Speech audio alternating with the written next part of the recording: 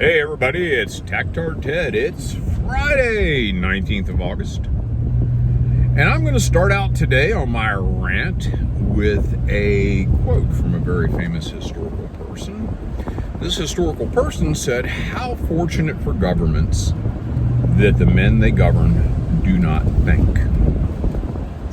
And this is very, very, very central to what I want to talk about today.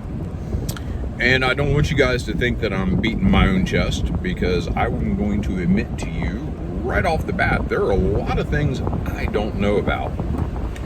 And those things that I don't know about, I tend not to comment on. And there's a reason for that. I don't want to be shown to be a fool later on. There are things I don't know about. There are things I've not researched about. And I have had to change my position on a lot of things over the years, simply because I went off half-cocked. Simply because I really didn't know what I was talking about. And as I got older, I kind of learned about that. And I'll give you examples. Not so much that I changed my opinion of, but that I don't comment on. Things like the trucker convoys in Canada.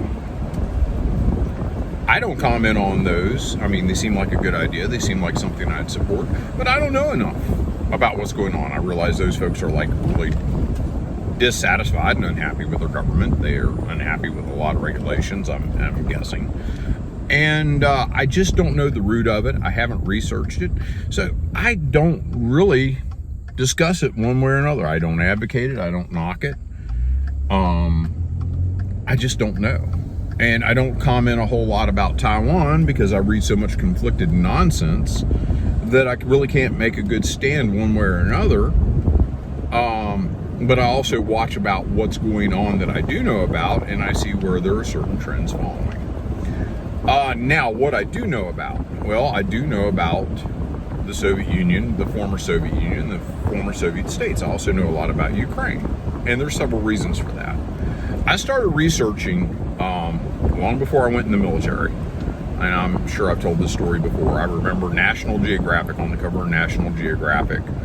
There were East German soldiers, parade step, SKSs, and there were American soldiers taking photographs of these guys. It was in Berlin. It was one of the watch regiments on parade, probably a changing of a guard somewhere.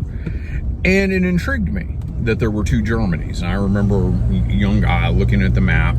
I couldn't understand why the capital of East Germany, Berlin, was so close to the border with West Germany. And yet the capital, Bonn, which was the capital of West Germany, was far from that border. And I just had not understood at that age the fallout from World War II, the way that it shaped the post-World War II world, shaped Eastern Europe. It shaped NATO. It shaped all these things. Now, as I got older, I studied the Warsaw Pact. I studied the Second World War history. I studied a lot of things, and I stayed on top of it throughout my time in the military.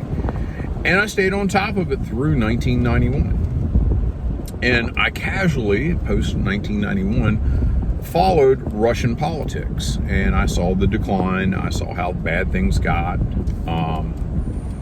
I saw the difficulties transitioning in Russia and Ukraine and other places, transitioning to a version of capitalism that they adopted.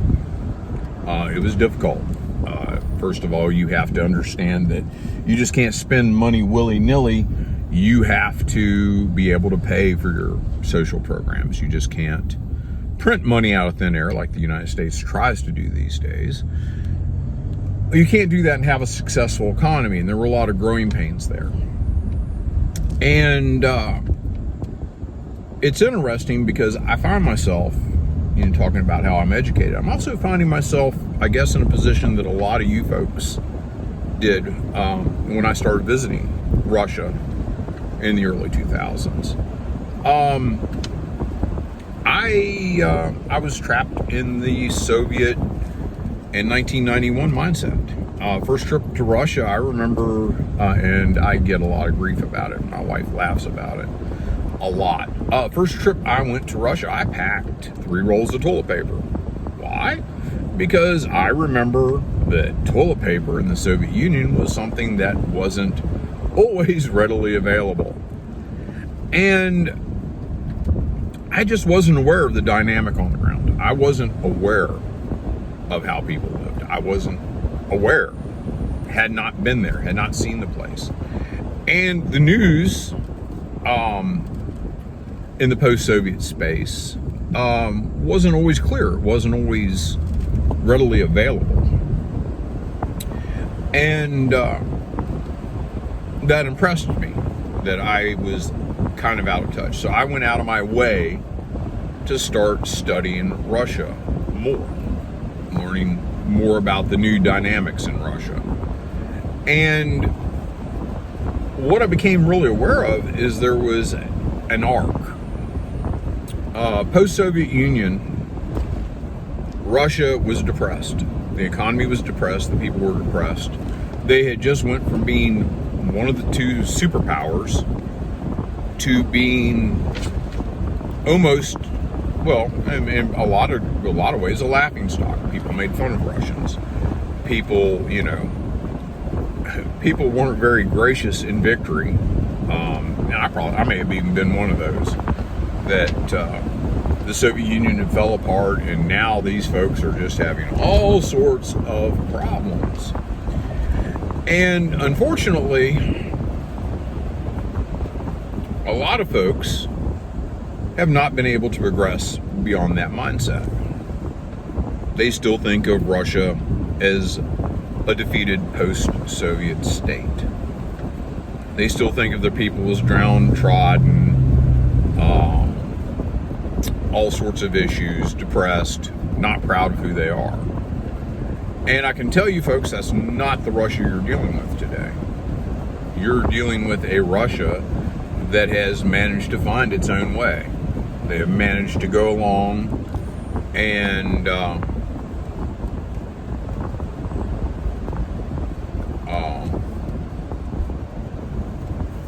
find their own way. They've managed to become an energy superpower when you get right down to it. They control a lot of energy. We're seeing with the natural gas and the impending doom and disaster in the EU that they're just not sure they can do without Russian natural gas or Russian oil. And we're not sure we can do without it, even though it's a small percentage, people will tell you, of the oil that's out there. But oil prices have went up, and Russia's able to make up the shortfall. What we don't get is the Russians are no longer downtrodden, and the Russians have a little pride. I also watched the coup in 2014. I watched the Maidan. I watched Ukraine descend into flames, and I saw a minority take power. Not so different than what happened in the Soviet Union when the Bolsheviks were the only organized group that could make hay on the revolution. It's not because the Bolsheviks were the main party involved. In fact, the Bolsheviks were not numerically superior to the Mensheviks or the other parties out there. It's just simply they were the ones who had the best organization. They had the best logistics. They were more organized than everyone else.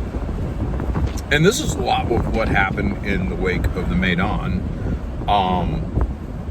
That a lot of the nationalists who helped make the Maidan successful found themselves enshrined in power. They found themselves in an exponentially more relevant position than their numbers warrant. But, they have the power, therefore they have the numbers. They had the force. They were organized. They were more organized. And I watched the atrocities happen by a bunch of people that just wanted to be free. They wanted to be free to be able to do a lot of things that they were suddenly told they couldn't do. They wanted to be able to educate their children in their language, which was Russian, not Ukrainian. Laws were produced that shit on the Russian language. Here,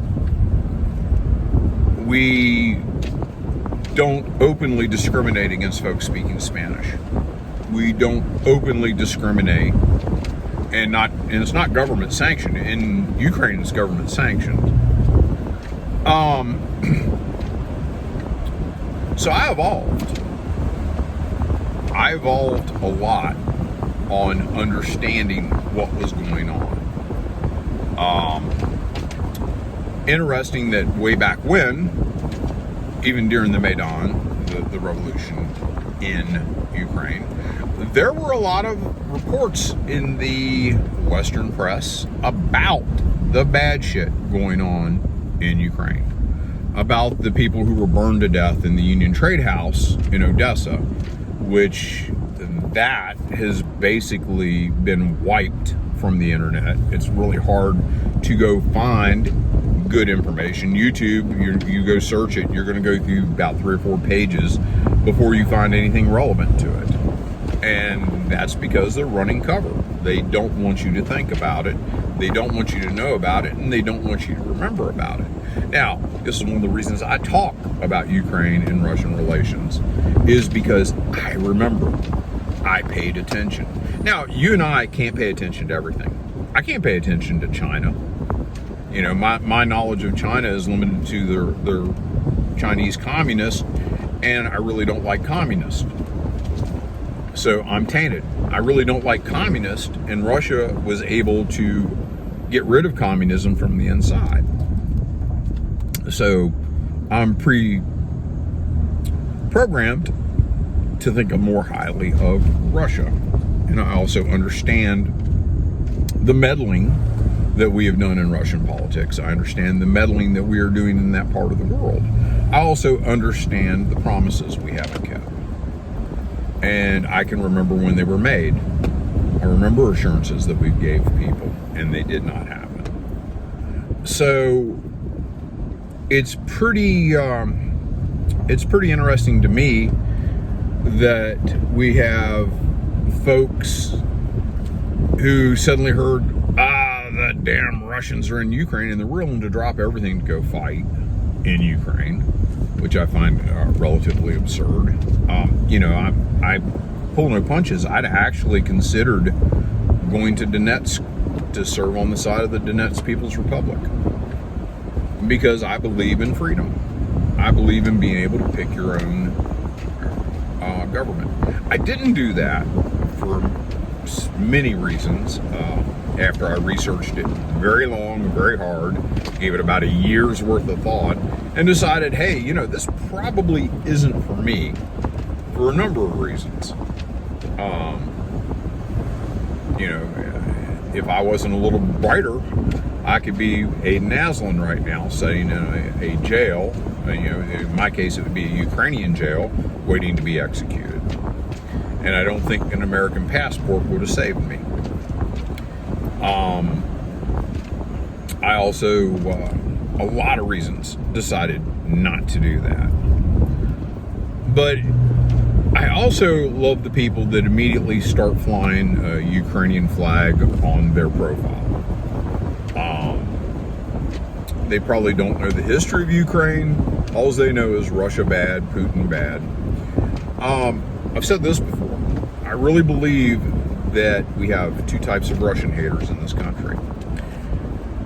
We have leftist Russian haters who hate the fact that Russia got rid of their socialist government and got rid of the Soviet Union. They decided to shit can it. And the left just can't stand that. They can't stand that anyone would dare to get rid of a socialist utopia. And for what? Capitalism? Freedom? Why would you want to do that? Socialism is the shit, don't you know? Those are the leftists. And that was the reason they tried to tie Russia to Donald Trump early, was because they hated both. And if they could use one to ding the other, then that was just a bonus for them. The other type of Russian hater we have are basically guys who are not able to move beyond the Cold War mindset.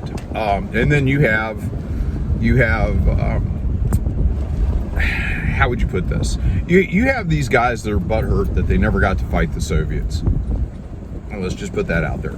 They're butthurt because they feel somehow that the Soviet Union wronged them and they just want to get back at Russia, which I find really hypocritical because there were Soviet leaders who were Ukrainian, and Ukraine was part of the Soviet Union.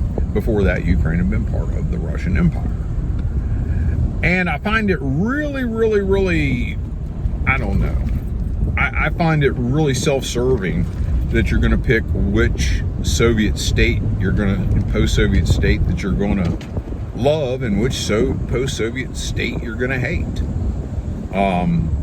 You know, I noticed Georgia, Soviet Georgia, Russian Georgia, however you want to refer to it, which was part of the Russian Empire, pre-Soviet Union, they get no hate. They get no hate. They get sympathy. They get no hate. There was a Soviet leader who was Georgian. The guy's name was Yosef Dugashvili. You know him better as Joseph Stalin.